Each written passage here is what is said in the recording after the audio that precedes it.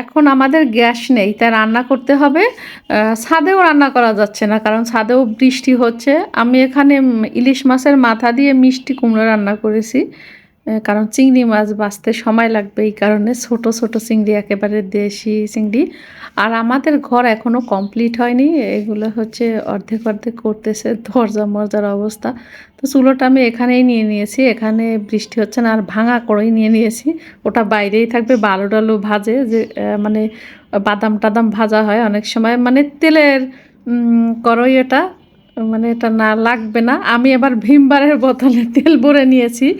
কারণ দেখি কাঁচের বয়াম ভেঙে যায় আমার হাত থেকে। এই যে বাইরে রান্না করার জন্য বা অল্প তেল ইউজ করার জন্য। এখন আবার মেয়ে নাকি ডিম ভাজা খাবে, তাই ২ টো দেশি মুরগির ডিম এখানে ভেজে দিচ্ছি তাড়াতাড়ি। আর ভাঙা কড়াই মানে এইগুলো হচ্ছে কালির কড়াই, এগুলো বাহিরেই থাকবে। বাহির থেকে ধুয়ে নিব। উম বোতলটায় তেল ভরেছি, কেমন লাগে বলেন তো? এরকম করে একটা সরিষার তেলও ভরে নিয়েছি। মানে আমরা বাঙালি বলে কথা, কোনো জিনিস ফেলে দিব না। ইলিশ মাছ আজকে ২ ভাগ করে কেটেছি। মানে ইলিশ ভাজা, তার সাথে যদি পেঁয়াজ কুচি হয়, ভীষণ মজার হয়। যেহেতু এখন হচ্ছে চুলায় রান্না করব, তো এইটাই আমার কাছে শর্টকাট মনে হলো।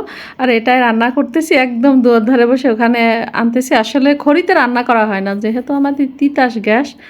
আর রান্না কারেন্টও নাই। আজকে কারেন্টও নাই, আসবে ৫টার সময় আসবে হয়তো, কারেন্টের কাজ করতেছে। আর কারেন্টে রান্না করে আমি এত মানে মজা পাই না, শুধু রাইস কুকারে ভাতটাই যা। তো এখন কারেন্টও নাই, তাহলে ভাতও এখানে বসাতে হবে। আমি ভাত রান্না করা আগেই হয়ে গেছে। আর এখানে রান্না করতেছি। খড়ির রান্না করতে অবশ্য আমার এত অভ্যস্ত না। তারপরে আমি অনেক কষ্ট করে জাল